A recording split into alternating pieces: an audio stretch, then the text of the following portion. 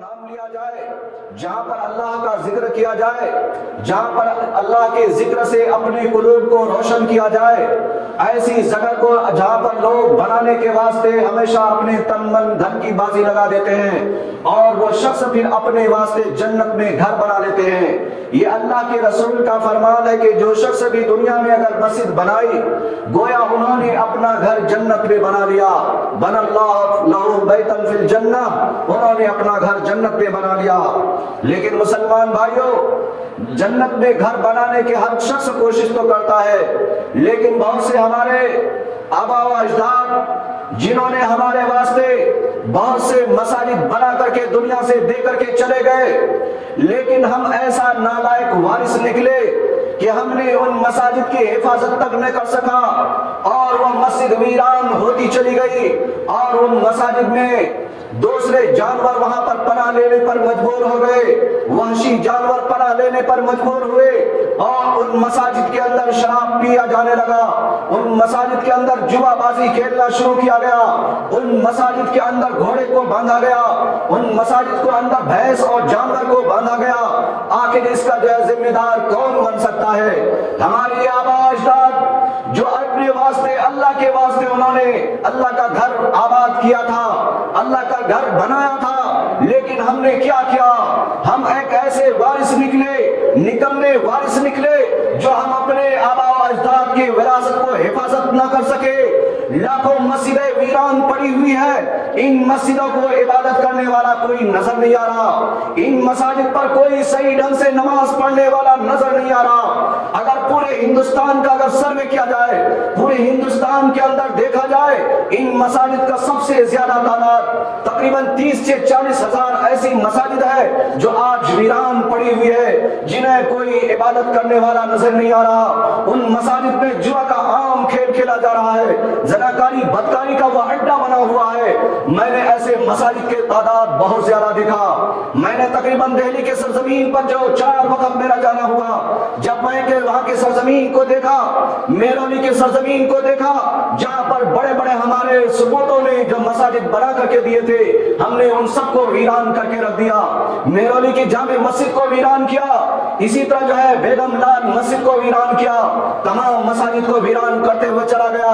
اور مسجد قوت الاسلام کو ویران کیا۔ یہ سب مساجد ویران ہے۔ میرے مسلمان بھائیوں، اس کی ذمہ دار کون ہے؟ یہ سب کے ذمہ دار ہم ہی جیسے ناوارث، ایسے نالائق وارث پیدا ہوئے جو ہم مسجد کو ویران کرتے ہوئے دیکھ رہے ہیں، لیکن صرف جمعہ کے واسطے ہم کبھی پارکوں میں نماز پڑھنے کے واسطے لڑنے کے لیے آ جاتے، کبھی ہم روڈوں پر نماز پڑھنے کے واسطے لڑنے کے لیے آ جاتے۔ میں تقریباً 4-5 سال پہلے کی یہ حالات تھوڑے بہت گزارشات آپ کے ذہن میں کرانا چاہ رہا ہوں۔ جب دہلی کے سرزمین پر لوگ پارکوں میں نماز پڑھنے کے لیے لڑ رہے تھے، روڈوں پر نماز پڑھنے کے لیے لڑ رہے تھے، ایسے لوگوں کا ضمیر زندہ ہو جانا چاہیے۔ جہاں پر 30 سے زیادہ ایسی مساجد ہے جو پتھروں کی بنی ہوئی ہے، جو 400 سال پرانی مسجد، 300 سال پرانی مسجد، ان مساجد کو ان لوگوں نے آباد نہیں کیا۔ نہ آباد کرنے کی وجہ سے وہ مسجدیں ویران ہوتی چلی گئی، ان کی گنبدیں ٹوٹتی چلی گئی، ان کے تمام کنویں کو مسمار کر دیا گیا، ان کے جو ہے منبر و محراب کو مسمار کر دیا گیا۔ آج میں وہاں کی مسجد کی جب میں نے دیکھا، وہ حالات کو دیکھ رہا ہوں اپنی نظروں سے، ایسا محسوس ہو رہا ہے کہ کل قیامت کے دن ان امت مسلمہ سے پوچھا جائے گا کہ تمہارے واسطے تمہارے پرکھوں نے، تمہارے آبا اجداد نے بہت سے مساجد تعمیر کر کے دیے تھے، تم نے اس کا حفاظت تک نہ کیا۔ تم کیا کرتے رہے؟ تم عوام بن کر کے بھی سوتے رہے، خواص بن کر کے بھی سوتے رہے، لیڈر بن کر کے بھی سوتے رہے، محلے کے جو ہے مین آدمی مکھیا بن کر کے بھی سوتے رہے۔ تم نے مساجد کو آباد نہ کیا، مساجد کو ویران کرتا چلا گیا۔ میں کون سے رونا رو، کس کے سامنے رو، کون سے دیوار پر اپنے سر کو پٹکوں کہ آخر یہ مسجد کو عبادت کون کو عبادت کر کے ان کو روشن کرے گا؟ ان مساجد کو ویران کرنے والا کون ہے؟ ہم جب وہاں کے سروے کو اٹھا کر کے دیکھتے ہیں، وہاں کے رپورٹ کو دیکھتے ہیں تو ہماری آنکھیں اشکبار ہو جاتی ہے۔ آخر ان مساجد کو اندر کون ہے جو اس کو آباد نہ کر سکا؟ آخر کون لوگ ہیں جو ان لوگوں کو جو ہے قبضہ دے کر کے ایسے عیاشی کے واسطے ان لوگوں کو چھوڑ دیا؟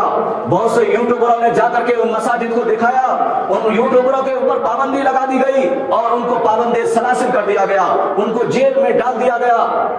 یہ ساری صورتحال ہمارے ساتھ ہو رہا ہے اور قرآن کی آیات آیات چیخ چیخ کر کے بتا رہی ہے یہ سب سے بڑا ظالم انسان ہے۔ وَمَنْ أَظْلَمَ مِمَّنْ مَنَعَ مَسَاجِدَ اللَّهِ، یہ اللہ کی ذکر سے روکنے والا یہ بدبخت انسان، یہ اکمبخت انسان جو اللہ کی جو ہے ذکر سے روک رہا ہے، ہزاروں مسجدوں میں اللہ کی جو ہے ذکر سے یہ روکنے والا سب سے بڑا ظالم انسان ہے، سب سے بڑا بدترین انسان ہے، سب سے بڑا جو ہے دجال انسان ہے، جہاں پر اللہ کا نام لیا جائے اور وہاں سے ان کو تمام مسلمانوں کو روک دیا جائے۔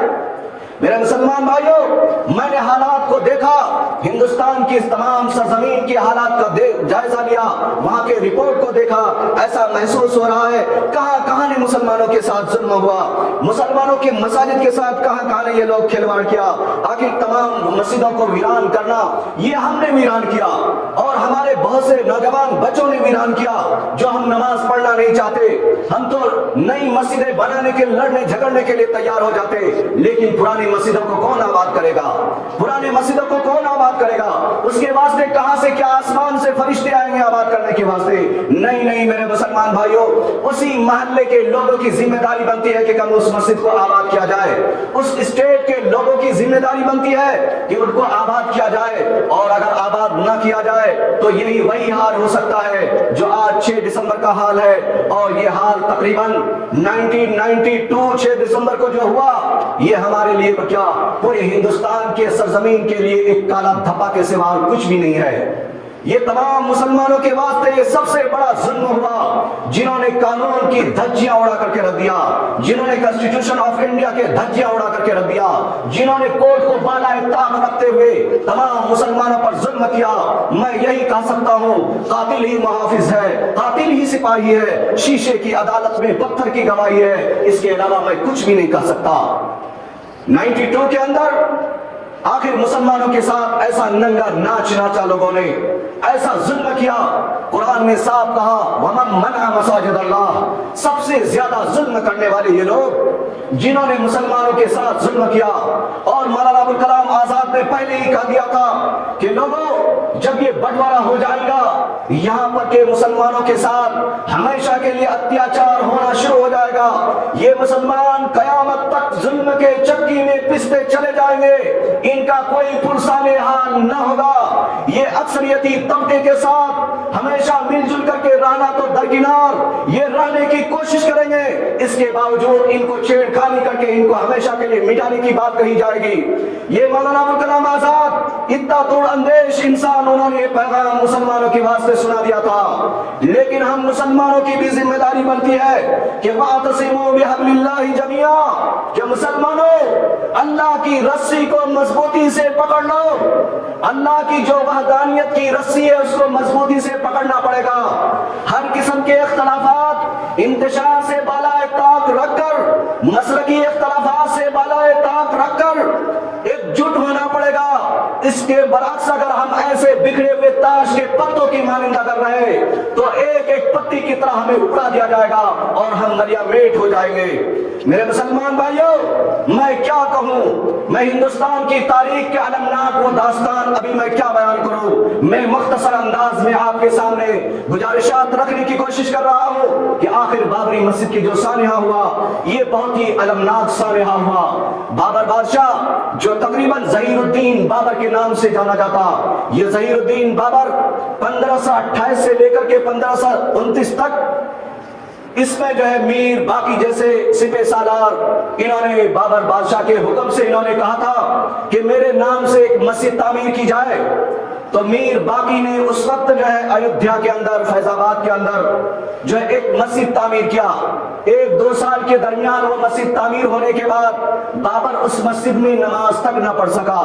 کیونکہ ان کا گھر اور بابری مسجد سے تقریباً 400 میل سے بھی زیادہ فاصلہ تھا۔ اس کے بعد تقریباً اتنے دن بننے کے بعد کئی سال صدیاں گزر جانے کے بعد 1600 کے اندر تلسی داس جی پیدا ہوتے ہیں وہی بابری سرزمین کے اندر، جہاں پر ایودھیا ہے وہیں پر تلسی داس جی بیٹھ کر کے رامائن لکھتے ہیں، والمیکی رامائن۔ تو انہوں نے جو ہے والمیکی رامائن تقریباً پرانی رامائن ہے، لیکن تلسی داس کی رامائن رام چرت مانس یہ بعد کی رامائن ہے جو تقریباً 1630 کے اندر لکھی گئی۔ اور ہمارا سوال یہ ہے، اکثریت طبقے سے اگر سب سے زیادہ رام کو ماننے والا، سب سے زیادہ رام کا پوجا کرنے والا یہ वाल्मीकि से ज्यादा, ये सबसे ज्यादा तुलसीदास जी था जिन्होंने रामचरित मानस को लिखा, सबसे ज्यादा भक्त था। लेकिन राम के अगर मंदिर को तोड़ दिया जाता, क्या उसका जिक्र इस किताब में नहीं करते? जरूर कर सकते थे, लेकिन उन्होंने कभी नहीं किया। आखिरकार ये जो है चलता रहा, 1850 से लेकर के ये विवादित बयान चलता रहा, यहाँ तक कि 1949 के अंदर सबसे पहले बाबरी मस्जिद के अंदर मूर्ति को रखा गया। 1949 के अंदर सबसे पहले कांग्रेस के जमाने में बाबरी मस्जिद के अंदर मूर्ति को रखा गया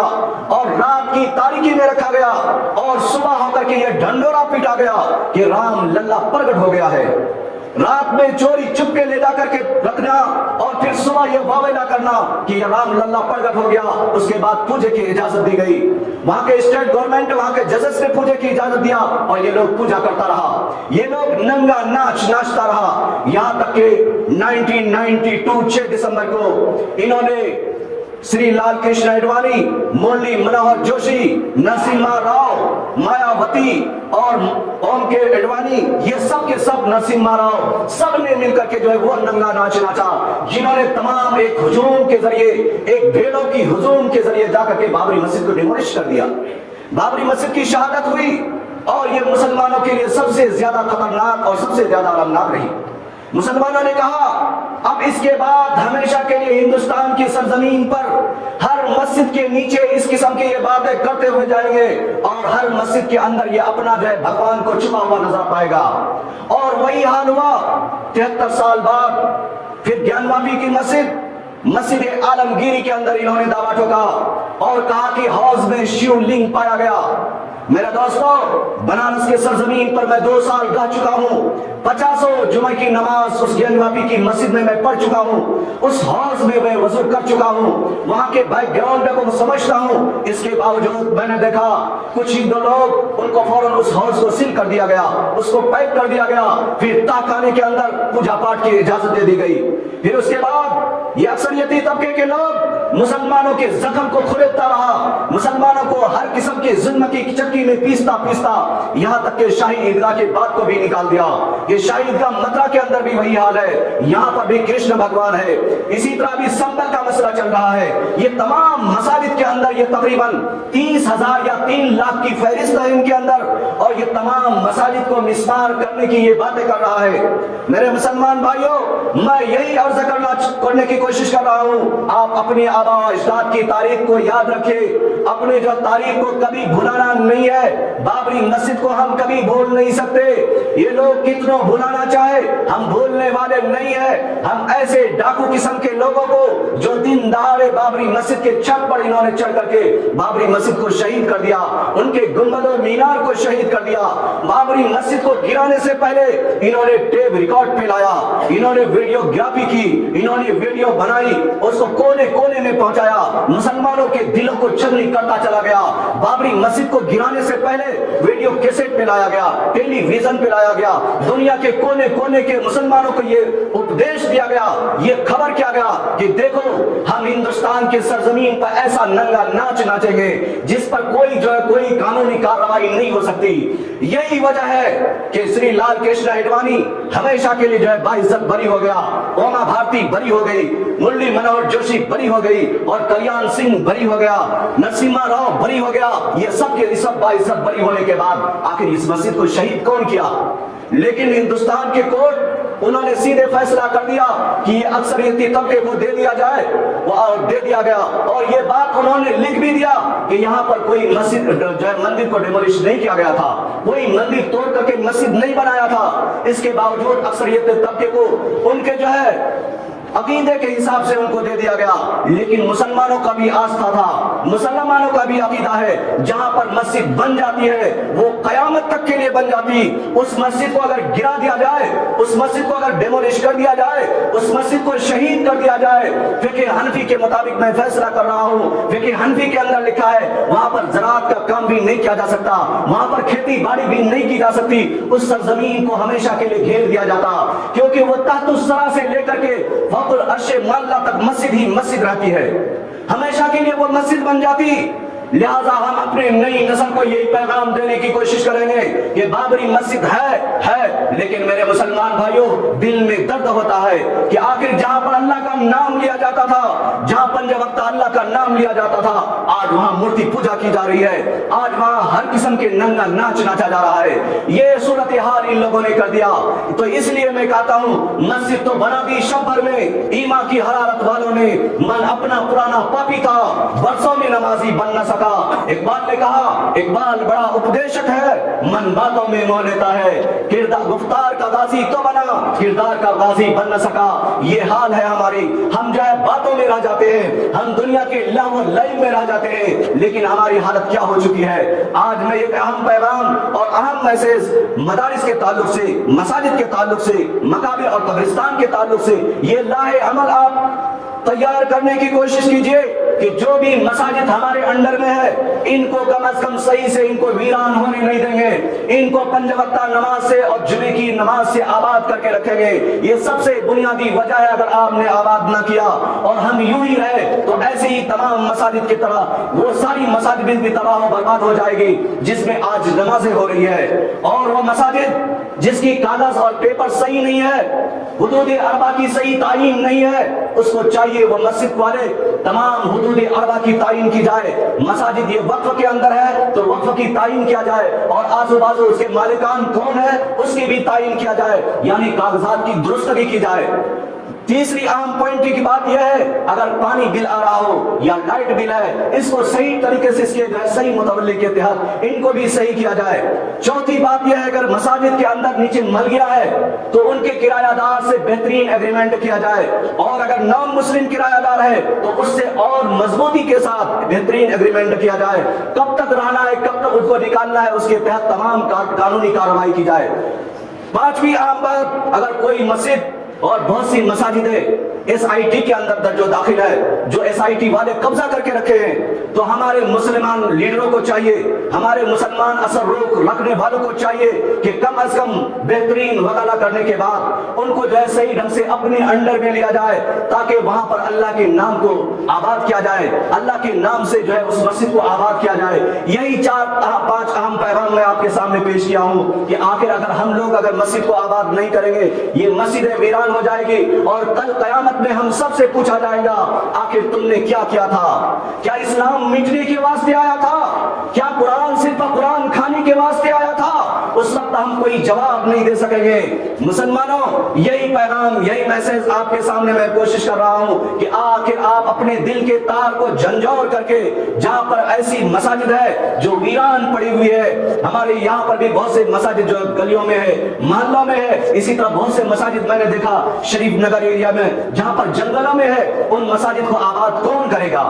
کون اس مساجد کے دیکھ بھال کون کرے گا؟ اسی طرح ہم دور دور جا کر کے جب ہم دیکھتے ہیں جلپلی ایریا میں، وہاں پر بھی بہت سے مسجدیں جنگل میں پرانی مسجدیں بنی ہوئی ہے، ان مساجد کو کون دیکھے گا؟ میرے مسلمان بھائیوں، اسی لیے جہاں پر بھی اپنی پرانی مساجد ہے، اپنے آباء و اجداد کے جو